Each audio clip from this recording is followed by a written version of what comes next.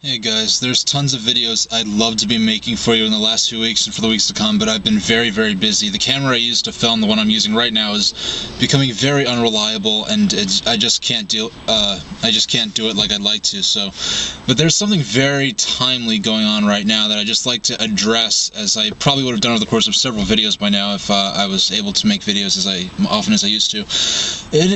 There's this really strong element in the tech blogosphere right now that, for instance, referring to the 3DS in the past tense as having been a failure, as though it's a finished story.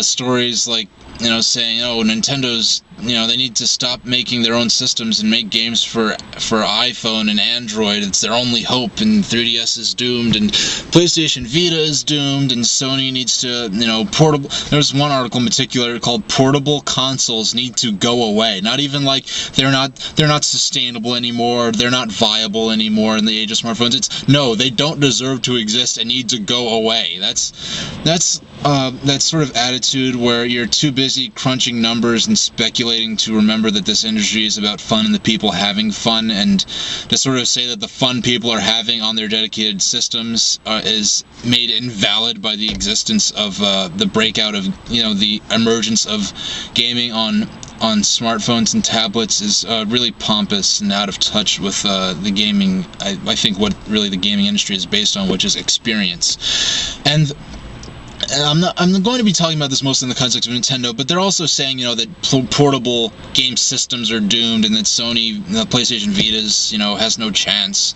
And I think that's very silly because, for a number of reasons. One, really the number one, I'm going to just knock this out the park real quick. I think really the main reason that's not going to happen is because if you took away every feature, let's say the iPhone is the biggest smartphone. Let's say if you took away every single feature of the iPhone except the fact that it can play games, is it a good game system? Is it a good game platform?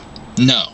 If you look at like the 3DS or the DS, if you take away every other feature besides the fact that it plays games, it's still a great portable game system. And the smartphones cannot stand on their own as game platforms. The game experience on those devices cannot stand alone. And I know that's not the whole story, because of course Nintendo isn't competing just against the cell phone games in that sense. They're competing against the whole device, what the whole device can do. And that's where it comes down to experience. If there's not a single smartphone exclusive title capable of selling the entire device, whereas the Nintendo DS, Nintendo 3DS, the PlayStation Portable, the PlayStation Vita, that games capable of justifying the cost of the entire device is what they need to survive. So the way they make the games, the contents of the games, and the pricing of the games is going to revolve around a game-centric experience. It's going to revolve around providing a great game experience and not around making a great do-everything device that plays games among the 20,000 other things it could do, and some of those games may actually be worth playing. There's a market for obviously smartphone gaming is here. I think it's here to stay. There's some overlap between that and a portable game platform, a dedicated gaming device like the 3DS or the Vita. There's overlap, but it's not to the point where smartphone games are going to replace that. And I see some of these bloggers say like, oh, kids, my kid or my friend's kids, or I've seen kids, they love playing games on smartphones, and when they're talking like really little kids. And to me, what that means is that if you give a little kid an inferior game device, then they're going to enjoy playing games on an inferior game device, if that's all you're going to give them. And I'm not saying that to say that smartphone games are bad. I'm saying that to say that not that the platform's bad or the game's bad, because the last thing I'll do is to bash a system. The problem is that when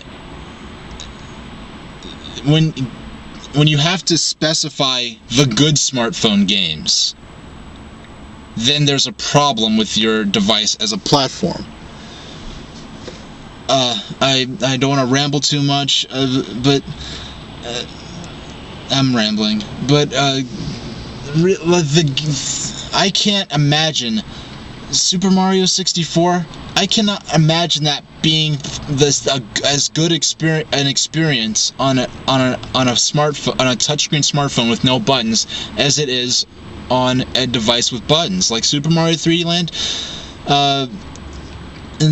No, it's just the experience is on a totally different level, and I've also seen gamers saying like, oh, you know, the gamers who grew up with Game Boy are now adults, so they can't be seen with a dedicated game system, and to me that's creating a problem for your predetermined solution, because it's like, for instance, I remember when if you could use a computer or like computers, you were a nerd and you're liable to get picked on and beat up. And now, amongst that same sort of demographic, now if you don't have a Facebook account, you might as well not have a phone number. If you can't use a computer proficiently, it's like you don't exist. So, so you could say like, oh, you know, adults will want to play games on a portable system, but the thing is, the adults of today aren't the adults of, 15, 20 years ago. And I will concede that, yes, the days when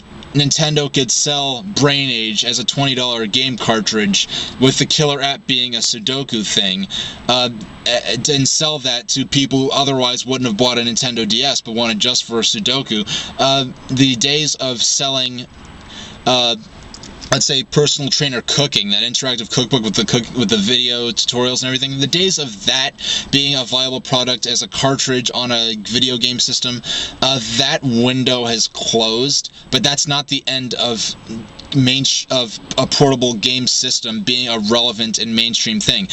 Now, at the same time, there's like Nintendo 3DS, and in a perfect world where it does the best it possibly can, has a perfect lineup of games, perfect marketing, perfect price points for every title, it's never going to sell as big as the iPhone, I don't think. The iPhone has a bigger market. I mean, yes, the 3DS isn't going to outsell the iPhone. I don't think that's ever going to happen. But as a portable game system, as a portable game platform, attracting, gamers who want games to be the front and center of their experience and not a side dish, not an afterthought, not an other feature of their experience. Just think of it this way: if I have 3DS, any game that comes out for the 3DS for the rest of the system's life, for years to come, I know I could buy it on, through the eShop or through at a retail store on a game card, and it'll play on my system.